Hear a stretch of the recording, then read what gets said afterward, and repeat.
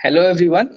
So it gives me immense pleasure to welcome Dr. Sriyanka, who has secured an amazing rank of common rank of 2 and an AIMS merit list rank of 3 in an exam where the seats are highly scarce. Like we've been discussing this through our interviews, that the seats in rheumatology are like essentially 1 or 2 in the May session and maybe 4 or 5 in this session as a whole. So, a very hearty congratulations, Sriyanka, on firstly taking this brave decision of giving such a competitive exam and then acing it. So, firstly, how does it feel after such a great result? Thank you, sir, and thank you for having me here. So, definitely, I'm very happy, and I consider myself very lucky for having cracked this. And I'm excited at what comes next. So, So, firstly, let's talk about you. Please introduce yourself. Like, where did you do your education from, and how was the journey like through your education days? uh, so I joined UG in 2015, and I did my UG from AIMS Bhubaneswar. And then I joined PG Internal Medicine at PGI Chandigarh in 2021 July session. I finished my MD this year in June, and then I like attempted this. So that's it.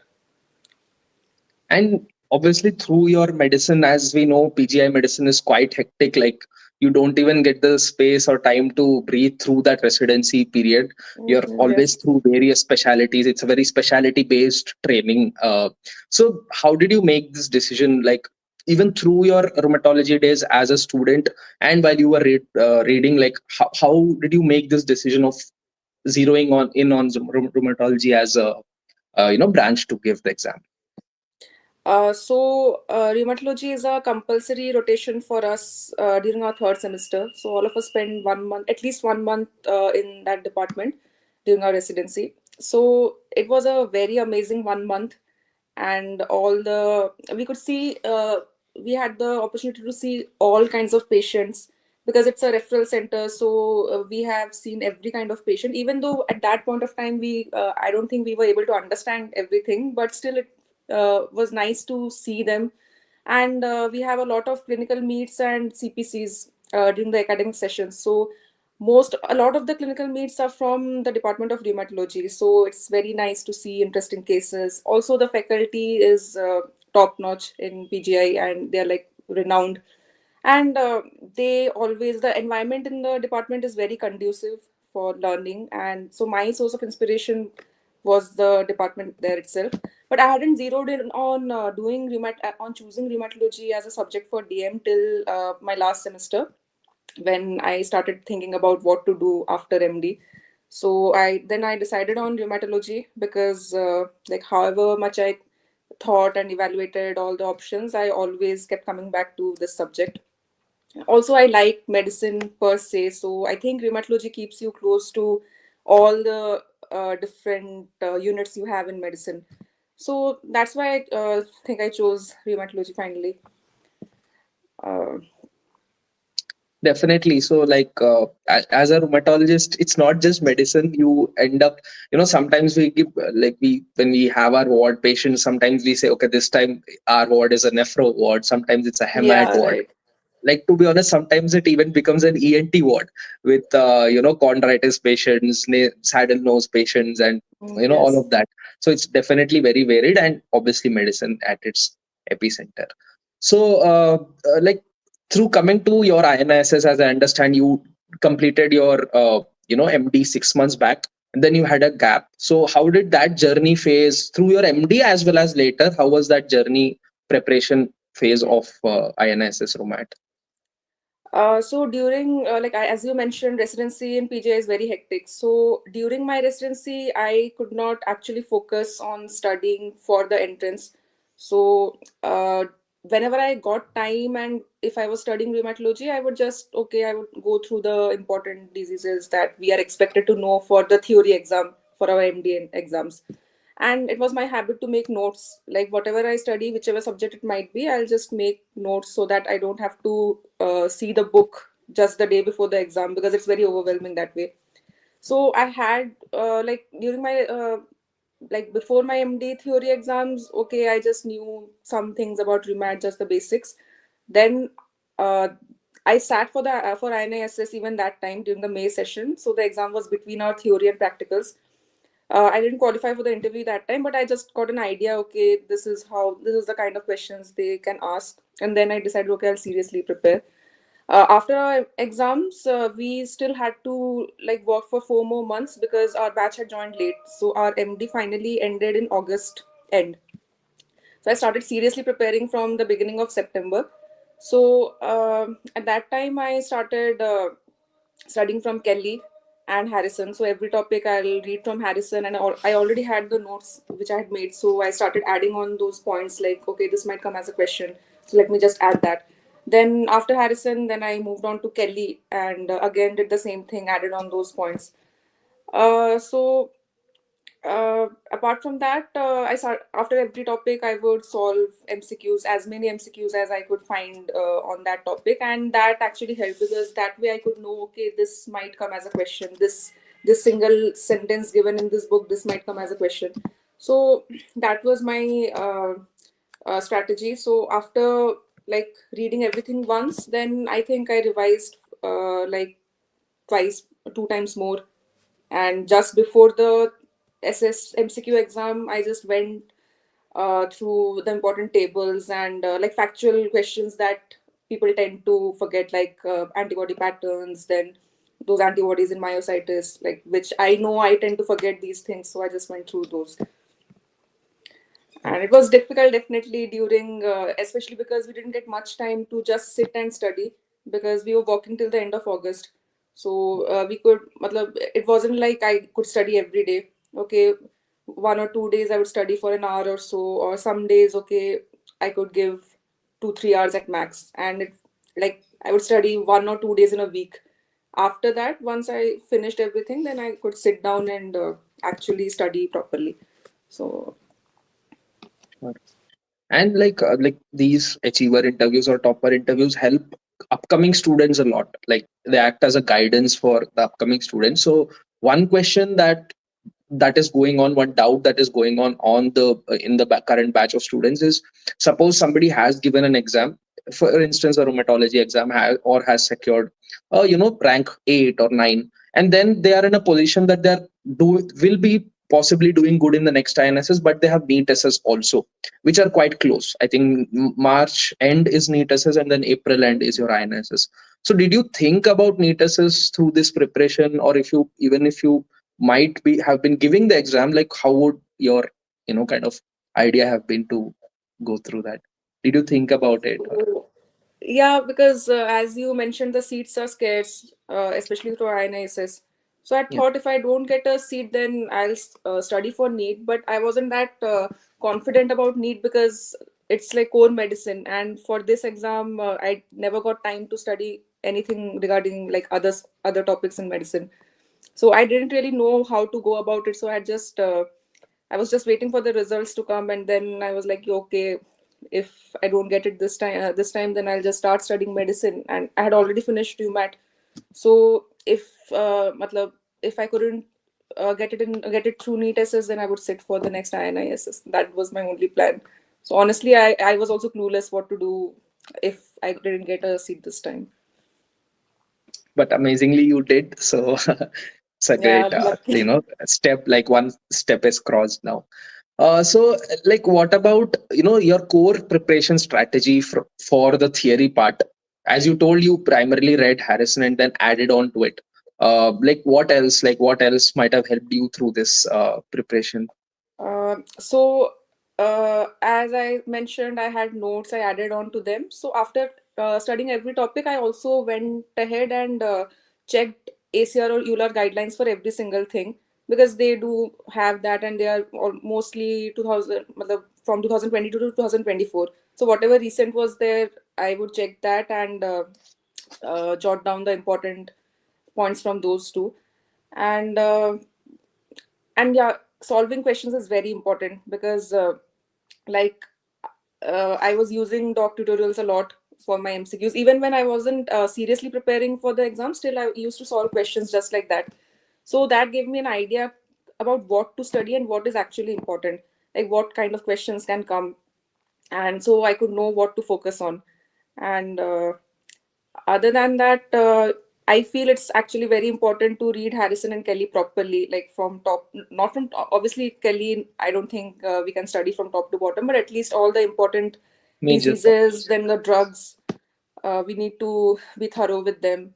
And for immunology, yeah, the last time I prepared the exam, I don't think there was even a single question from immunology, and that is one topic I'm very weak at.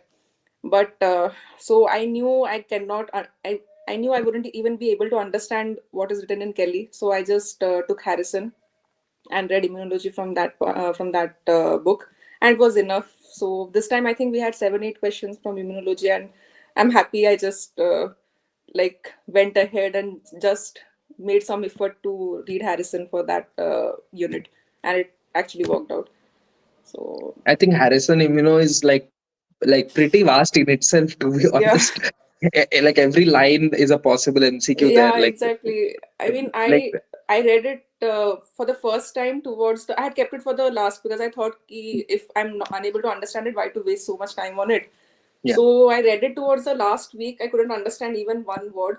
Still, I just kept reading it, and just the day before the exam, I had notes for that also. So just the day before the exam, I just whatever is entering my mind, let me just go through it. And all the I had read about PIDs for my theory exam, so like my MD exam, so that helped because like it was the third time I was reading it. So and luckily they asked questions from that, so I was and lucky like in that. let's yeah.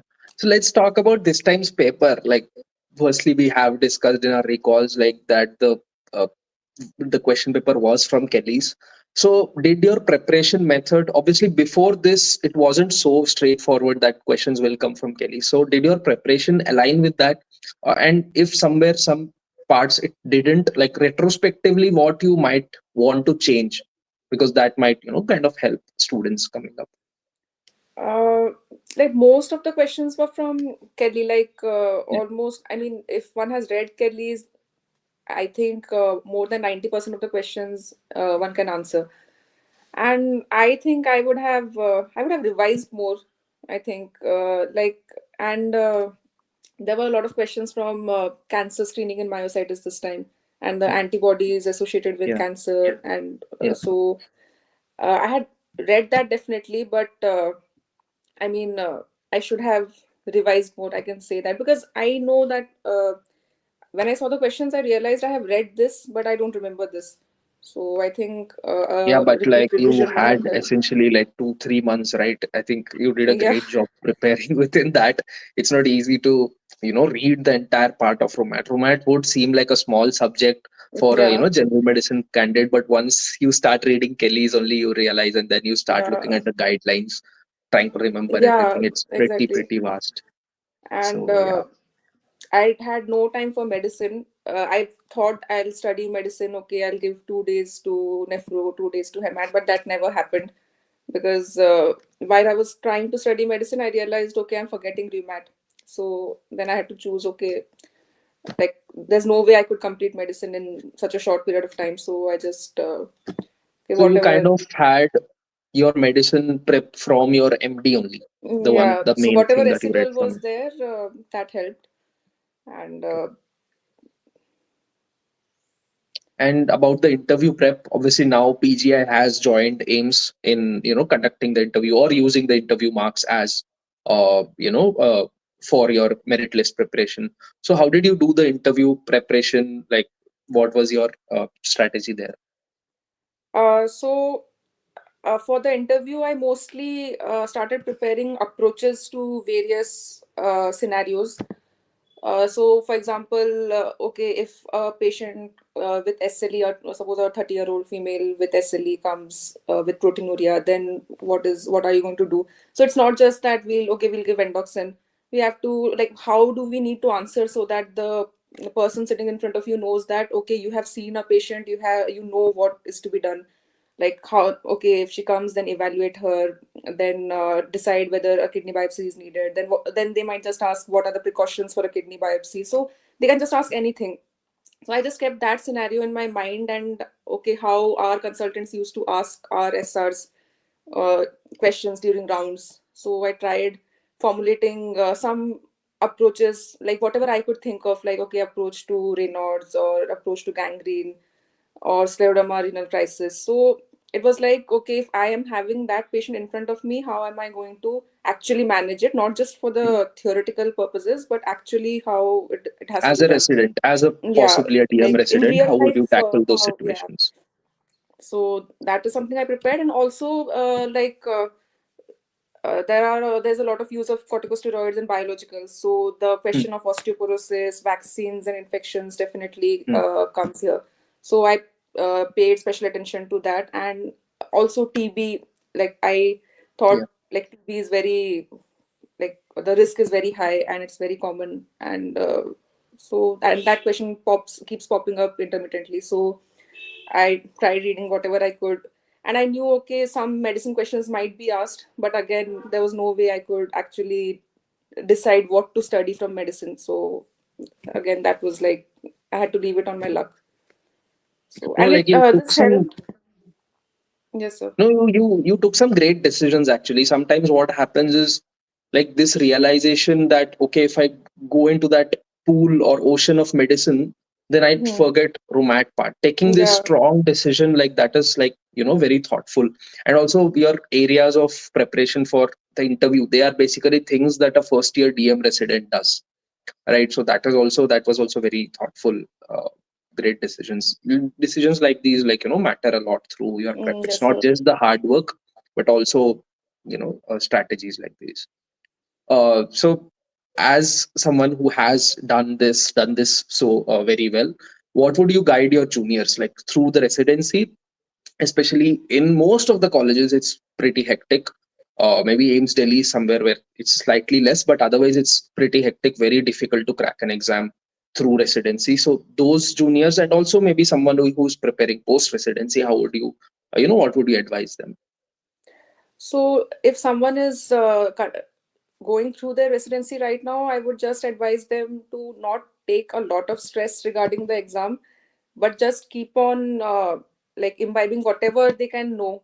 Like if they are hearing something, then regarding whatever subject they want to uh, appear for, just okay, keep that in mind. Maybe go back and read a bit about it, whatever is possible. It's not possible to study like 3 4 hours when you're a JR, but whatever, something new every day, it can help. And like all these academics that we have, even though we cannot understand a lot of it, but it still makes us aware, okay, these things are also happening, this is also a thing that I should be knowing about. And to keep reading whatever, like whatever, even if it's like for 15 minutes, it's nice to just read something every day. And after residency, it has to be like you have to set your mind, okay, if I'm doing this, then I'll continue with this, I'll focus properly on this. And it's very important not to get overwhelmed by whatever is happening around you. I mean, also the important thing was, like I was appearing these grand tests and mock tests from doc tutorials.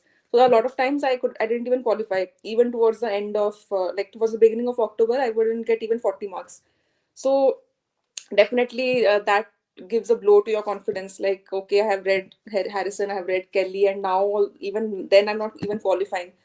So at that point, one thing I did was I was not affected by those results at all. I just took them as a way to improve in the next test.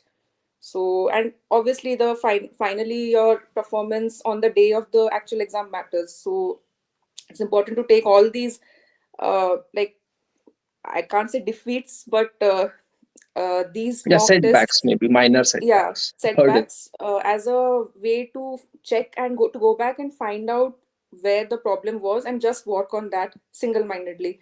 There's no point in being sad or thinking कि okay इसमें नहीं आया या ये exam खराब हो गया, because that won't matter actually.